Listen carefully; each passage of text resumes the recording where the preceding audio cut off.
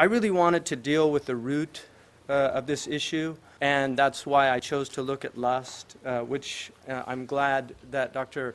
Vogler mentioned that lust is a state and not a specific act. We tend to conflate the two and think that lust is an act, but when we talk about the deadly sin of lust, it's a state of the soul, of will.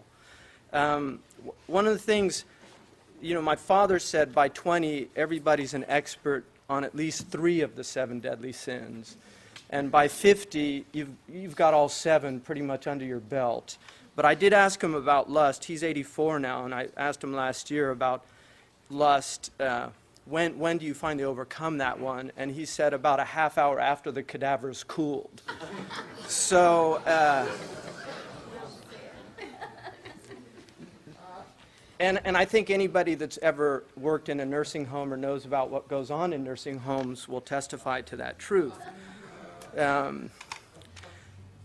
Dealing with this problem, let me tell you how I got involved in this first. I went to Catholic schools, and I was in a boarding school for high school, and I think maybe 13 or 14, somebody inevitably smuggled in a Playboy or something, and this is the way I think people of my generation were introduced into pornography. But what's interesting is the memory of that first experience is very strong, and I think people can testify to that it's very strong, which indicates how powerful sexual images affect a person. They imprint on a person.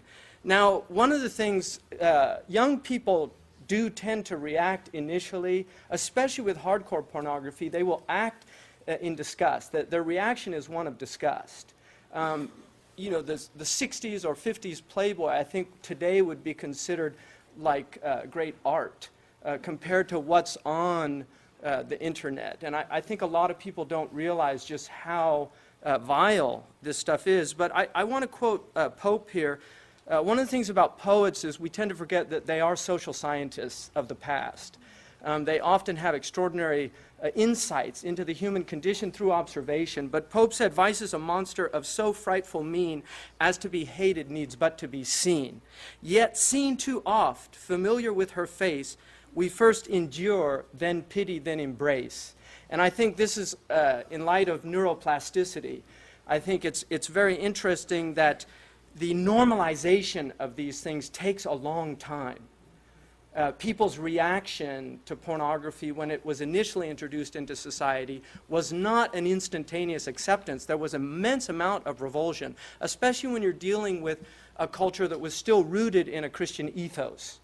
Now, as the Christian ethos has eroded and Christianity in many ways has become more like the world as opposed to making the world, molding it in the image of the celestial world, the city of God. The city of man has, in a sense, co-opted Christianity in many ways. So there are a lot of Christians that will actually argue that there's not really much wrong with pornography. I mean, you will find this out there. You will even find ministers today that might recommend going to a sex counselor and using this to enhance one's life.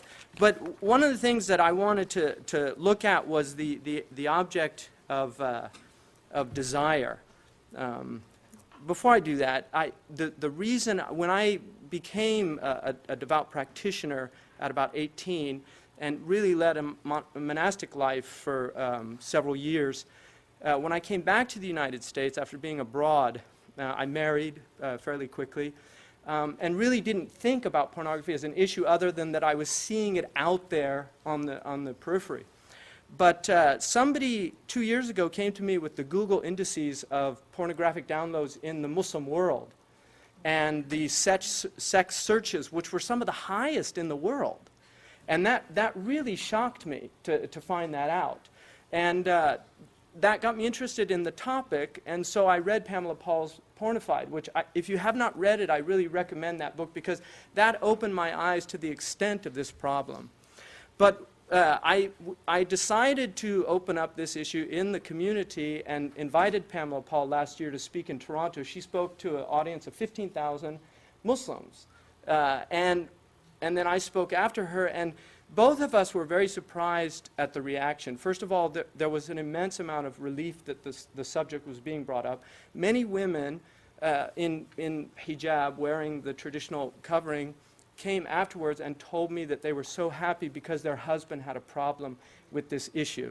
So this is an issue that is affecting all of the different religious communities. We know that pornography is a problem in the Christian community. It's certainly a problem in the Muslim community. Now this creates an immense amount of cognitive dissonance. So I think you can imagine, especially for Muslims, when in many ways Islam is far more pre-modern in its practice today than Christianity, which has been through an Enlightenment, Industrial Revolution, and a lot of different perspectives and reformations. But in the Muslim world, lowering the gaze is a Quranic injunction. It says in the Quran, tell the believing men and women to lower their gaze. That is more pure for their hearts, and to guard their chastity. And then it says, and tell the believing women not to display their ornaments, except what is naturally shown from them. So the idea is asking women, and I think that was brought up yesterday, to help men in this visual problem that men have, that they are deeply stimulated by the female image. But if we look at desire, I mean, desire is a very interesting English word. It comes from a Latin phrase which actually meant to await what the heavens would bring. So desire is rooted in something celestial in the classical understanding of that word. What's interesting in Arabic, the word for desire, baghi, is also a cognate of the word for oppression and the word for prostitution. So it's interesting that when we get to these root words, we tend to get to how ancient peoples viewed these things.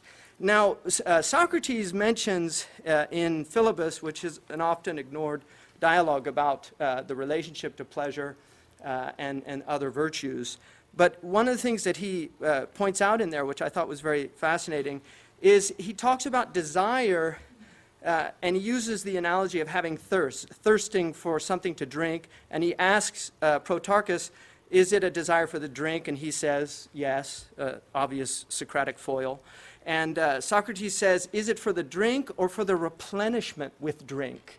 In other words, is the drink a means to an end, which is the replenishment, the sense of emptiness that comes from being thirsty?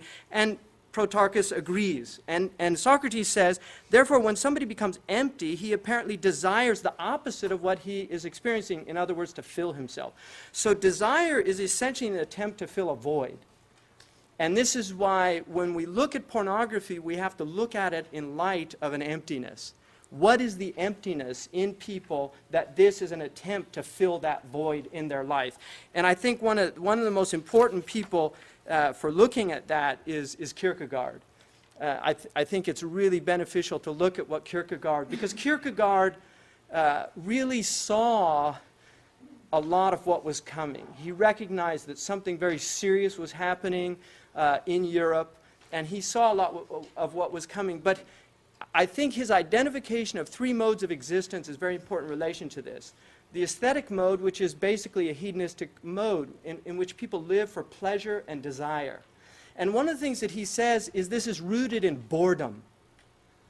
And that's why, to me, one of the fascinating things about people that become addicted to pornography is they get bored quickly with soft core. They move to harder core. Some of these people, according to Pamela Paul's book, some of these people end up in pedophilia who had no interest in pedophilia when they entered into pornography.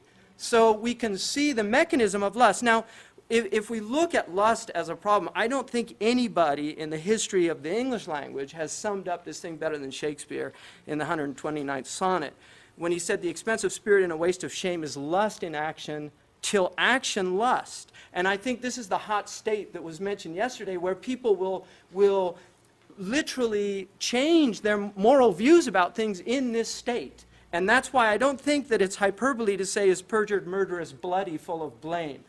Savage, extreme, rude, cruel, not to trust. Enjoyed no sooner, but despised straight. Past reason hunted, and no sooner had past reason hated as a swallowed bait. on purpose laid to make the taker mad. He doesn't tell us who lays the trap. Mad in pursuit and in possession so, had having and in quest to have extreme, a bliss in proof and proved a very woe, before a joy proposed, behind a dream, and there he means nightmare. All this the world well knows, yet none knows well to shun the heaven that leads men to this hell. And I think if people that are in pornographic addiction or seeking help, they would be the best commentators on what he's talking about, because this really creates a hellish state of the soul. And I don't think we've looked enough at the pain of these people that are dealing with these issues. It's very important. Now, I would argue that moral philosophy has as much to say about this as religious philosophy. And I know that some of the religious people have asked, where is the religious perspective? But I think as religious people in this room, we have to deal with the fact that in many ways religion has failed, because this problem is so widespread because of the failure of religion. Now, it's been said the devil has all the best tunes. And I think there's, in fact, William Booth, the founder of the Salvation Army, I think made that observation. And so his strategy was to use the tunes of the devil in hymnals. That's a little difficult with pornography. The devil has the best images, so what do we do? Well, part of that is recognizing that there are other types of awakenings. The sexual awakening is only one type of awakening in the human being. And the pleasure awakening, I mean, Kierkegaard says that there's no reason for 9 months of gestation and then several years of nurturing a human being if they're basically going to have the existence of a slug that seeks pleasure and avoids pain. It would be better to produce human beings like larvae that are just hatched out of filth. That if so much energy goes into the production and the nurturing of a human being, there must be something more here to a human being than simply the hedonistic pursuit of pleasure.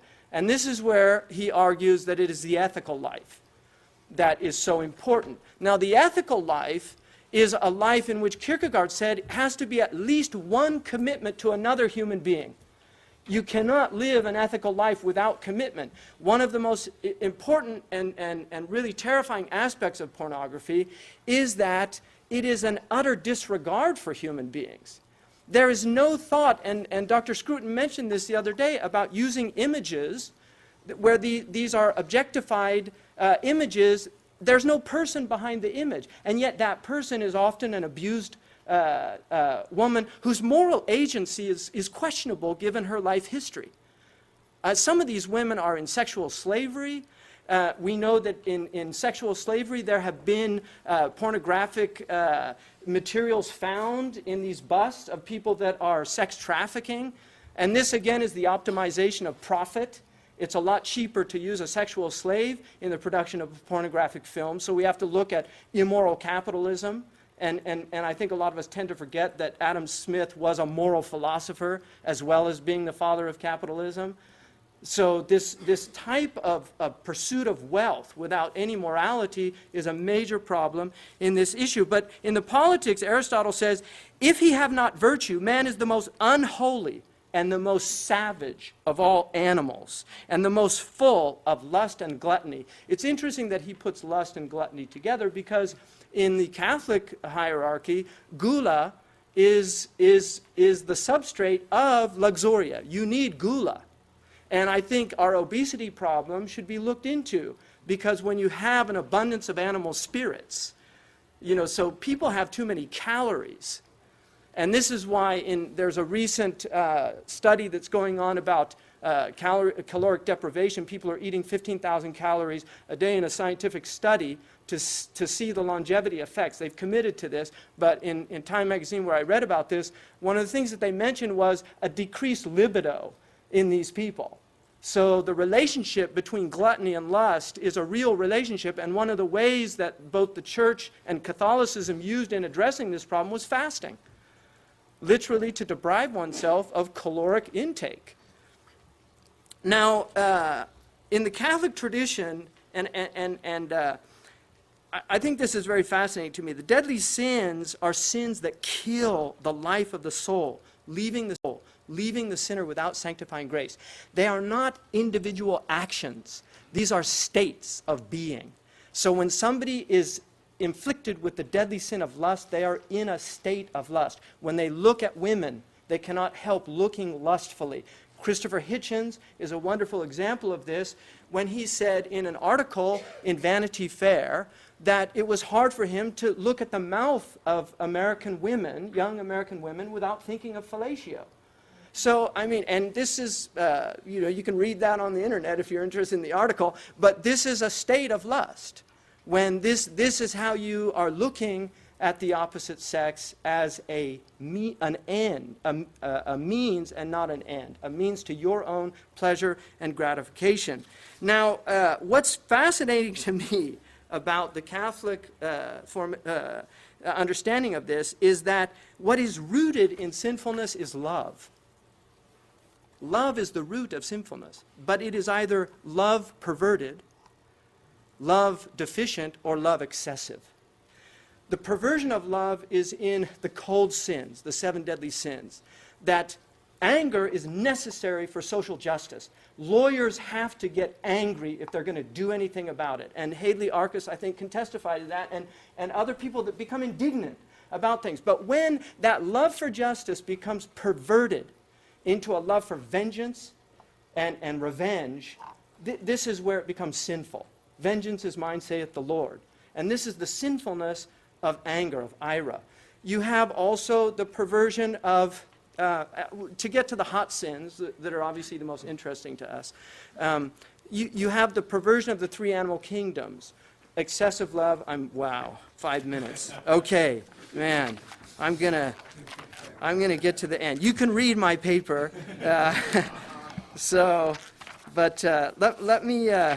Let me just finish, chastity, which unfortunately has been conflated with prudery in modern culture. And there is a difference between chastity and prudery. St. Thomas Aquinas says that chastity is the regulation of the sexual urge. And as Joseph Pieper shows, Aquinas was not a prude. Aquinas actually believed that part of the purpose of sexual intimacy was pleasure. He did not see it simply as procreation, which is often a misunderstanding in the Catholic tradition.